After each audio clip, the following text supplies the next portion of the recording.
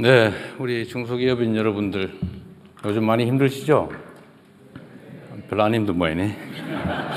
다행입니다. 네, 우리가 9980 뭐 이런 얘기가 있죠. 대한민국 경제 중소기업이 차지하는 비중이 99%다. 그리고 고용의 80%를 책임지고 있다. 이걸 줄여서 9980, 이게 중소기업을 의미하는 말로 많이 쓰이는 것 같습니다. 우리나라 기업체가 상당히 많은 편인데 중소기업이 아마도 829만 개쯤 된다고 합니다. 최근에 대한민국 경제가 조금 회복이 돼서 코스피 5천도 달성하고 또 반도체 호황도 맞이했고 또 경제 성장이 많이 회복이 돼서 조금씩 개선된 핵심에는 우리 중소기업인 여러분들이 계신다고 생각합니다. 그런데 제가 작년에 트럼프 대통령을 만났을 때 그 트럼프 대통령께서 그런 얘기를 하시더라고요. 이런저런 얘기를 하다가 이제 신경전 같은 것도 있겠죠. 우리 경제가 사실 참 어렵습니다. 심지어 마이너스 성장도 합니다, 분기별로. 그랬더니 아니 대한민국에 그렇게 좋은 기업이 많은데 그럴 리가 있습니까? 뭐 이렇게 얘기를 해서 더 이상 제가 얘기를 안 했는데 밖에서 보기에는 이제 큰 성공한 대기업들, 글로벌 경쟁력을 가지는 대기업들이 눈에 띄겠죠. 그러나 우리 대한민국 경제에 매우 중요하긴 하지만 그게 또 전부는 아닙니다. 그리고 그 안에 보이지 않는 정말로 많은 중소기업인 여러분들이 대한민국의 고용의 대부분을 책임지면서 또 국민 경제의 중요한 부분을 감당하면서 대한민국 경제를 떠받치고 있다는 건 분명한 사실입니다. 근데 밖에서 보기엔 잘 안 보이는 것 같아요. 앞으로 대한민국의 대도약을 이끌어낼 혁신성장, 또 균형성장, 공정경제, 이 모든 것들은 중소기업의 활성화를 통해서 가능하다고 생각합니다. 물론 대기업도 중요하지만 그에 못지않게 중소기업의 육성, 보호, 또 성장도 중요하다는 게 저희 생각입니다. 지금까지 대한민국 경제는 대기업 중심으로 끌어온 것도 사실이죠. 그런데 저는 앞으로 우리 대한민국 경제의 생태계를 제대로 구축하고 또 탄탄한 지속적인 성장 발전을 위해서는 이 중소기업 포함해서 창업이나 스타트업 이런 것도 매우 중요하다고 생각합니다. 우리 중소기업부 장관도 계신데 제가 중소기업부 장관한테도 각별히 부탁 말씀을 자주 드리는데 어떤 중소기업 활력을 가지고 좀 든든한 풀밭처럼 단단한 생태계가 될 수 있도록 개별 기업들이 생명력을 가지고 자기 역할을 다하고 또 충분하게 성장 발전할 수 있게 하는 게 중요하다 이런 말씀을 자주 드립니다. 약간 벗어나긴 한데 우리 중소기업부 장관 잘하고 계시죠? 별로 반응이 별로 박수 한번 줘보세요 한번.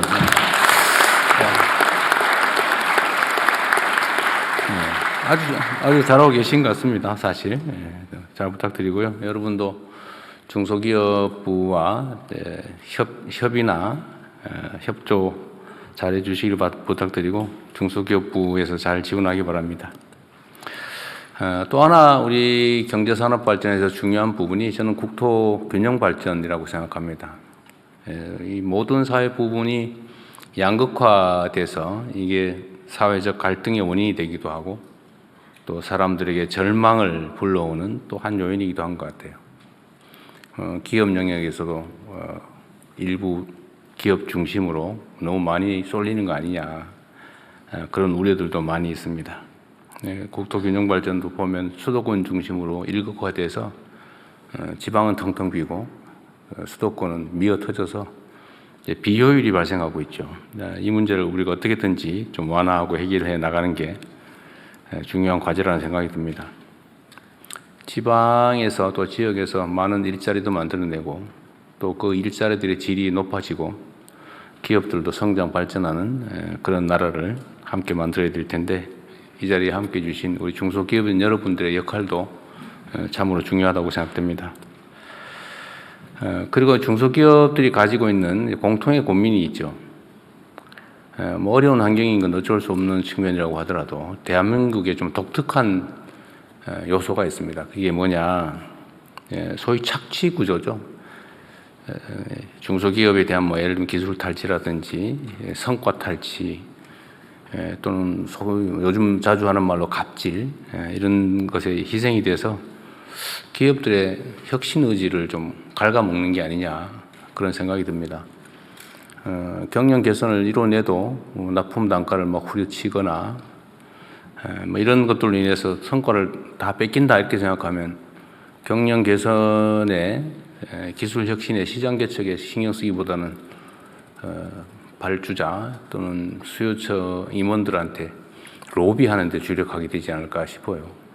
그게 결국 사회 전체적으로는 경쟁력을 훼손하는 한 요인인 것 같습니다. 공정한 기업 문화, 또 공정한 사회 문화가 정말로 중요하고, 최근에는 공정거래위원회가 또 열심히 일하고 있습니다. 그래서 기업 영역에서도 이제는 불공정한 경쟁을 통해서 부당한 이익을 취하는 게 불가능한 그런 합리적인 사회 경제 문화를 만들어내 보고자 합니다. 그렇게 해야 성장의 기회도 함께 누리고 성장의 과실도 공정하게 배분이 돼서 의욕도 제고되고 또 자원이 합리적으로 배분되면서 사회 전체의 효율도 높아진다는 게 제 생각입니다.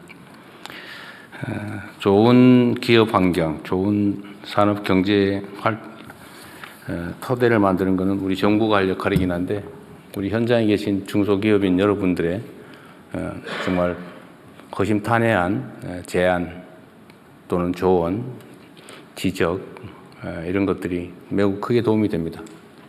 중소기업부를 포함해서 정부에서는 어쨌든 그런 여러분들의 의견을 들을 수 있는 그런 통로를 많이 만들려고 노력하는데, 어쨌든 잘 활용해 주시고요.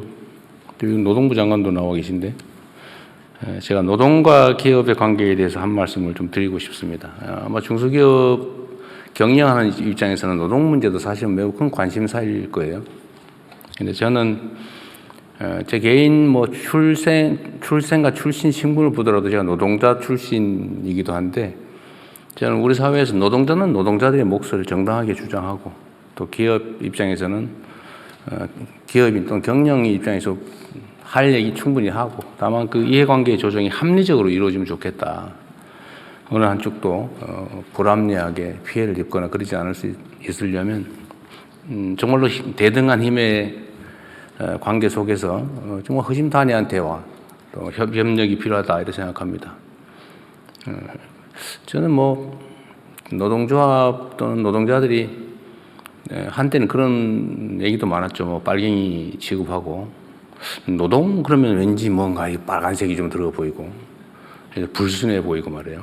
이러면서 탄압의 대상이 되기도 했는데, 저는 그게 앞으로는 기업 경쟁력을 제고하는 데 크게 도움이 안 될 거라고 생각해요. 노동자들이 기업 망하게 원하겠습니까? 자기 일자리인데. 또 그것도 기업의 상황에 대해서 오해가 있으면 충분히 또 다 드러내고, 서로 합리적으로 대화하고 또 서로 존중하고 공감을 해야 그게 또 하나의 사회 조직인데 제대로 잘 굴러가지 않을까 싶습니다. 조직 구성원들이 요즘 뭐 ESG 경영 이런 얘기도 많이 합니다만, 기업 내 조직 구성원들이 회사에 애정을 갖지 않고 회사 망하기를 바라고 아니면 시간만 때우기로 한다든지 이렇게 하면 사실은 생산성이 올라가기가 쉽지 않죠. 그래서 소속감도 가지고 또 성과의 결과도 공유하면서 이 회사 발전이 나한테 더 도움된다 이런 생각을 하게 할 수 있다면, 그건 역시도 저는 생산성 향상에 기업의 성장 발전에 또 도움이 되지 않을까 그런 생각을 합니다. 그래서 제가 산업부든 중소기업부든 노동부하고 얘기를 좀 많이 하시라고 제가 자주 얘기합니다. 그래서 과거에는 그러면 장관들이 서로 싸우지 않냐 입장이 다른데, 그래서 제가 많이 싸우라고 했어요. 장관들이 싸워야 현장에서 노동자와 기업인이 안 싸웁니다. 대신 싸워줘야죠. 이해관계를 잘 조정하는 게 중요하다 생각합니다. 어쨌든 오늘의 주제는 중소기업을 또는 창업과 스타트업을 어떻게 지원할까, 우리 중소기업인들이 어떻게 하면 더 나은 경쟁력을 가지고 국제사회에서 대한민국 기업의 이름으로 더 나은 성과를 만들어내게 할 수 있을까, 그런 고민을 하는 자리입니다. 아낌없이 의견 주시고요. 어쨌든 여러분들을 응원하고 또 감사하게 생각합니다. 고맙습니다. 여러분들 하신 말씀 진짜 많으시죠? 우리 장관님 많이 간담회 많이 하시죠? 네, 많이 합니다. 그래도 이렇게 많이 얘기하실 게 많은 거죠. 네, 많이 하는데 또 워낙 많은 숫자들이 있으시니까. 물론 그러기도 한데 네. 사실은 이미 하고 있는 내용에 대해서 아직은 이제 인지를 못해서 중복되게 얘기하는 것도 꽤 많죠. 예, 예. 그러니까 기존에 우리가 하던 정책 중에서 바꿔서 여러분들이 사실 현장에 느끼는 문제의 상당 부분은 우리도 나름은 수집해서 이제 시정하고 새로운 제도를 도입하고 또 문제 지적하는 것 중에 불가피한 거 이런 것들은 또 뭐 약간의 교정을 통해서 하기도 하고 합니다. 그럼에도 불구하고 좀 어쨌든 이런 토론을 좀 많이 해야 됩니다. 네. 어떤 방법이든 간에 제가 계속 청와대든 각 부처든 한 얘기의 핵심은 하여튼 공급자 중심의 사고에서 좀 벗어나자. 특히 이제 직업 공무원들 입장에서는 맨날 똑같은 일을 하기 때문에 머릿속에 딱 고정이 되어 있는 게 있어요. 그러니까 현장에서 수요자 입장에서 서보지 않았기 때문에 아주 오랜 세월 언제나 공급자 중심의 주는 쪽 생각, 또 주는 쪽의 입장이 유리한 그런 생각이 좀 경도되어 있기도 하죠. 어떻게 하면 더 관리를 편하게, 어떻게 하면 문책을 좀 덜 당하면서, 어떻게 하면 덜 의심받으면서 원만하게 일을 할까, 이렇게 이제 가면 온갖 구멍들이 생기는 거죠. 현장에서 보면 이 불합리한 결과도 많고 형식적 심사에 따른 부당한 결과, 결론적으로 부당한 결과, 그런 것들이 꽤 많이 있을 겁니다.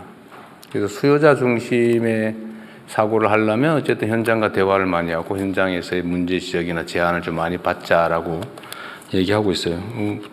제가 보면 우리 부처 중에서 중기부 장관께서 가장 열심히 어쨌든 접촉하고 고민하고 계신데 앞으로 좀 많이 개선될 겁니다. 그리고 이게 이제 우리나라 중소기업들은 결국은 이제 국내 시장만 대상으로 하는 경우보다는 결국 전 세계를 대상으로 하는 수출 기업으로 성장을 대체적으로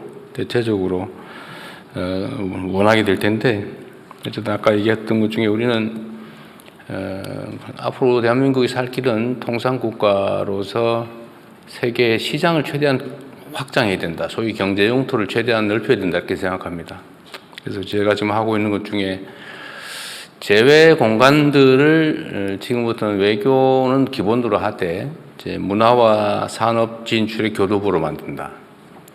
그다음에 두 번째로는 각각의 제외 기관들이 민간 또는 반민관 또는 관 조직들이 막 복잡하게 얽혀 있는데 이걸 각 지역별로 특성에 맞춰서 통합 관리하자. 정보권 공유도 좀 하고 기왕 가능하면 공간도 좀 같이 쓰고 업무도 공유하고 이렇게 관련 기관 간의 연계성을 좀 강화하라고 지시도 해놓은 상태고 좀 계속 좀 추진해가고 갑니다. 그리고 어쨌든 수출 해외 진출에 대해서는 각종의 무슨 방법들 아까 말 제시도 많이 하셨는데 그 써놓은 것 말고도 많죠. 네. 어쨌든 각종의 지원 협업 방법들을 저희도 최대한 많이 발굴하고 지원을 강화하려고 합니다. 어쨌든 여러분들 현장에서 사업하시다 보면 정부가 이것만 해주면 정말로 좋겠는데 그런 것들이 꽤 있죠. 근데 그 소통 통로를 최대한 저희도 확보해 볼 테니까요. 시스템적으로 그걸 막 복잡하게 하지 말고 어쨌든 아무 데나 던져놓으면 우리가 다 알아서 검토하고 또 바꿀 건 바꾸고 조치할 건 조치하고 그렇게 하도록 저희가 노력하겠습니다. 이게 아까 말씀드렸지만 어쨌든 뭐 900만 개에 가까운 엄청난 대규모의 사업체를 한 부처에서 관리하다시피 하니까 쉽지가 않죠. 그래서 제가 헝클어진 머리 같다고 한 게 그냥 하고 있어요. 그냥 일에 치여서 그냥 하고 있어요. 이렇게 하면 안 된다. 그리고 앞으로는 중소기업에 대한 지원도 그야말로 생존, 한계 기업의 생존을 목숨을 부지하는 방향으로 하는 건 좀 웬만하면 하지 말자 이제는. 가능하면은 좀 전망이 있고 잠재력이 있는 부분에 지원을 해서 좀 성장할 수 있게 새싹을 좀 키울 수 있는 방향으로 하자고 지금 제가 얘기하고 있습니다. 어쨌든 뭐 중소기업부는 열려 있으니까요. 아니면 뭐 대통령실도 그렇고 각 부처들이 과거와는 좀 많이 다를 거예요. 좀 더 능동적이고 적극적으로 대응할 테니까 기대감을 가지고 과거처럼 포기하지 마시고요.